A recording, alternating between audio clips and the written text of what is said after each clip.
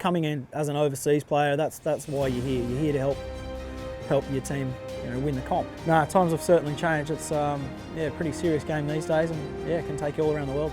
The IPL's completely different to anything else you'll ever be involved in. Yeah, I'd like to think I've had a positive influence on the place since I've been in charge, I guess.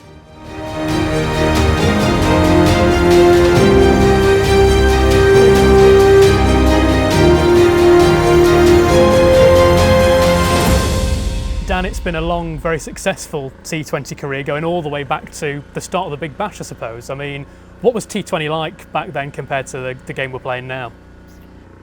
It was a bit more of a novelty when I first started. The first year in Australia was played on sort of outgrounds. We played at North Sydney Oval rather than the Sydney Cricket Ground when I was playing for New South Wales. Had a good crowd in though, so that was good fun. But no one really knew the tactics or anything like that. It was just almost trying to hit every ball for six. And then the second year we had Andrew Johns played for us, who, if you follow rugby league, you know who he is. He's one of the greatest ever. And we signed him at New South Wales to get a few more people through the gates. So, no, times have certainly changed. It's a pretty serious game these days, and it can take you all around the world. In that time since those first games, how's your own game changed in terms of the T20 format? Changed a real lot. I probably, for the last 15 or 16 years or so, I'd say 10 of those I didn't really know what I was doing in terms of my role and the way I approached it. I think it's probably been since my time here at Notts that I've really developed into the role that I'm probably best at, coming in around about the 10th over, being able to get myself in and then cash in at the back end of the innings. So that's been really pleasing. I feel like I'm in control of my game now more than ever. But yeah, I suppose when you're not playing for that long, you tend to work out what to do. Yeah, the whole idea of being a finisher is something we've seen countless times on this field, really coming in and giving that impetus in the latter half of an innings. What sort of skills does that need from you? Well, I've done a lot of work. But the most thing I've done work on is probably my slogging at the end, being able to hit sixes and being able to know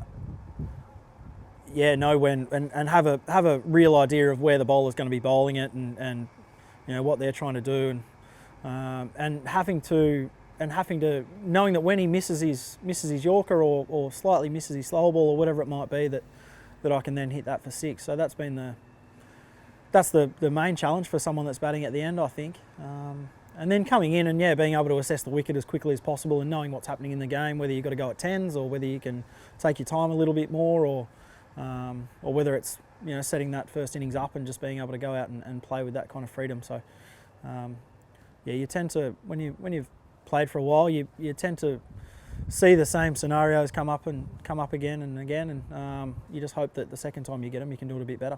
Yeah, let's take a look through some of those moments in your career. Before the trophy wins came a couple of Big Bash final defeats. What did you learn from those experiences in 06 and 2010? 06, I didn't really know what I was doing. So I mean, it's just a kid playing playing with some really good players on. It wasn't quite the big stage yet. We were at North Sydney Oval and there were about 10,000 people there, I think, roughly. Which was awesome. But in terms of playing in a big stadium and in front of 40 or 50,000, it was I was probably a bit overawed by it. I didn't know what I was doing. Like I said, I didn't really know what role I was playing. I didn't know how to play that role. So that's just one of those things. You're just playing it and you're happy to be there. 2010, that was for South Australia. That was for South Australia against Victoria in that final, and then we won the next year for South Australia against New South Wales. That was a disappointing one actually, because we played really well that year. Had a really good solid team, and we're building towards that final. But the Vics had a fantastic team. Dave Hussey, legend here. Cameron White, Brad Hodge, Dirk Nanez. Some guys that went on to play a lot of cricket for Australia, and then also lost the Big Bash final 3 years ago, maybe BBL 7 for the Hobart Hurricanes, I think it was, or BBL 6, I can't remember, one of those. We sort of scrapped our way to the final and then yeah, unfortunately got beaten by an unbelievable innings from Jake Weatherald, I think it was, in the final over at the Adelaide Oval. So, yeah, disappointing, I suppose, not to get over the line with those ones, but you can't win everything, I guess. No, and then that first T20 title win came in England with the T20 with Hampshire. What are your memories of that day? Yeah, amazing day. That was my first finals day experience, so having to play those those 2 games in the day. I'm pretty sure we played the first game of the day against Essex and knocked them off. And then Notts got beaten in the second game by Somerset. I do remember that. I think Samet got caught on the fence. I remember we were warming up for our game, or warming up for the final, and Samet got caught on the fence towards the end there, and yeah, Notts missed out. And then the final, yeah, it was a pretty memorable final for me. I faced the last ball trying to hit the winning runs, and with a torn quad, and ended up running between the wickets even though I had a runner, and just got all caught up in the moment. And yeah, thankfully we still got over the line. Hampshire was your first English county, and it took a little while before you sort of settle with the county for a while. And I mean, I'm sure every club you play for asks you what's special about there, but you've had quite a long association with Notts. So what is it that makes it different to all the places you play, maybe? Well, I think I don't think I played that well for the other counties. Basically, I was really inconsistent, and I think that reflected in me not really knowing my game that well at that stage of my career. Not knowing my role in the team, as not so much not knowing my role, but not being able to play the role that the teams had given me, which and I just hadn't really worked out what to do just yet. Plus, you get as an overseas, there's a fair bit of pressure on you as an overseas player, particularly when you come in and you're expected to help a team win. That's why you're there. And so by not having that success at the other clubs, I guess you don't get asked to come back the next year, which makes perfect sense. The beauty of Notts was I only came in for half the year. Darren Samuel was here for the first half, and then I came in for the second half. We did okay, almost got to the quarters. We got washed out last round against Leicester. We had to beat Leicester to get through to the quarters, and I think they were coming last at that stage. So we probably should have beaten them, and we missed that quarter. But Mick asked me to come back, and I think just being asked to come back, it gave me that confidence that they want me here, and I'd already made some good friends, and just helped me really settle into the place, and play my cricket the way that I probably or the way that I'd like to play it, I guess. Yeah. And then not long after that came the Outlaws captaincy. Do you remember how that came about when you were offered that? Yeah, that was the next year. So I played that half a year, and then in the off season discussing coming back, Mick asked that if I wanted to do it. James Taylor at that stage I think he'd just made the test team, or he was in and out of the test team, or just started to solidify his place in the team. He asked me if I was interested in doing it, and I jumped at the opportunity. I've done a little bit of it in state cricket at home, did it a few times for South Australia. Leading into that, I was really looking forward to it and really excited for the opportunity. Do you feel that your leadership style's changed in those sort of 5 years or so it is you've been captain here? I think it has, yeah. I'd say it would have. It's probably better off asking sort of Samet or Fletch or Harry Gurney or Hales, those guys that have been here the whole time with me. I think it has. I've probably would have settled into the role, having not done a real lot of it before I got the job.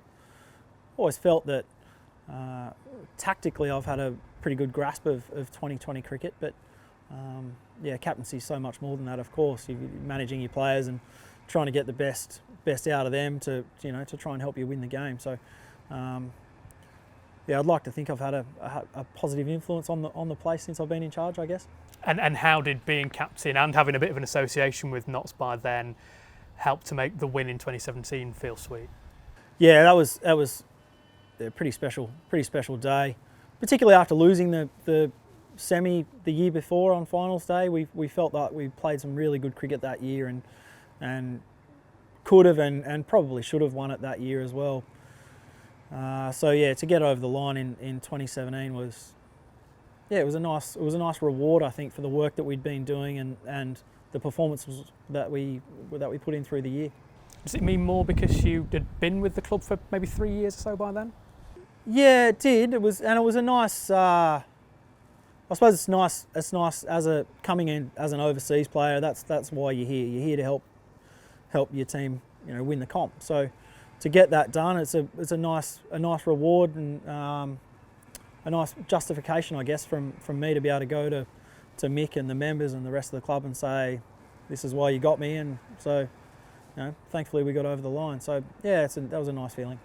That year also saw you win in the Caribbean and finish runner-up in the IPL. How do they differ as competitions to go and play in? The IPL's completely different to anything else you'll ever be involved in. You're sort of stuck in a hotel most of the time, and you're playing with and against the best players in the world.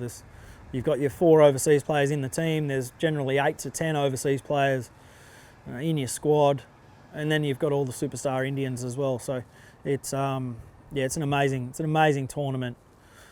Every game's absolutely packed, and there's a lot of hype around the game. And then you've got India itself, which is just an experience in itself to go over there and see the fanaticism and the love that the public have for the game. It's really wonderful experience to be a part of. The Caribbean League, that came out of the blue. That was the night after we won 2017 finals day, or the morning after. I got a call from Venki Mysore, who's the boss of the Kolkata Knight Riders and then also the Trinbago Knight Riders down in the CPL. He said, had a couple of injuries. Brendan McCullum's broken his arm, and someone else was doing something. I can't remember who else it was. Can you come play the semi-final for us on Tuesday? And I was still celebrating. We were still halfway through celebrating the win from the day before, and I just said, yeah, definitely, I'll jump at the opportunity. So ended up going down there, and we won the semi. Ended up playing the final on the following Saturday, and then we won that as well. So 2 trophies in a week. It was a pretty special week. From there, we move on to 2018, which wasn't a year of trophy success with Notts, but there was your Outlaws record 100 at Northants. What do you remember of that innings? Yeah, it was just one of those days. You don't get to have them very often when everything clicks. It's like your perfect. It's a perfect day, I guess. Everything that you practice at training and everything that you sort of think about, it just tends to come off. My lead into that game was a bit unique as well. I was over here with the Australian Aboriginal team for about 3 weeks before the season started. Played here at Trent Bridge, played at Derby, played down at the Oval, and a few other games on that tour, which over that 3 weeks. And it gave me some really good match practice leading into the Blast. I can't remember what game that was of the season. I think it might have only been the 2nd or 3rd or 4th. It was early on in the season. So I felt like I was hitting the ball really well and felt like I was in good touch and was used to the wickets over here by that stage. And it's just one of those crazy days where everything comes out of the middle of the bat. When you know you're out there and you're in that kind of nick, does it change how you approach what you do? Were you aware it was a day where you could get a 40-ball 100? No, not at all. I hadn't thought of it like that at all. I just got off I think I might have mishit the first 2 balls or something, and then I just thought, stuff it, I'm just going to go here. I'll just go, and then from that moment, everything came out of the middle of the bat. It was a pretty crazy day, and it wasn't until you sort of get to, I don't know, maybe the 70s or 80s, you start going, oh, hang on, I've actually a chance here, and there was still a few overs left. So it's just an amazing day, really. And then following from there was a win in the South African League and the Mzansi Super League, and a second BBL as well. How special was that one, particularly with your own performances in the most recent victory? Yeah, the Mzansi was a really good win. We had a fantastic team over there. We started off a bit slow, and then we built into that final. We got off. We started playing really, really well. I don't think we lost one for maybe the last 4, 5, 6 games. So it was really deserved to win that one. And then, leading into that BBL, it was a pretty extraordinary season. We scraped our way through into the semis, and then had a great semi win against the Sydney Sixers, and then an extraordinary final really that we had no right to win. Didn't really get enough runs, and the Melbourne Stars then got off to an absolute flyer, and we just hung in there, and thankfully they capitulated.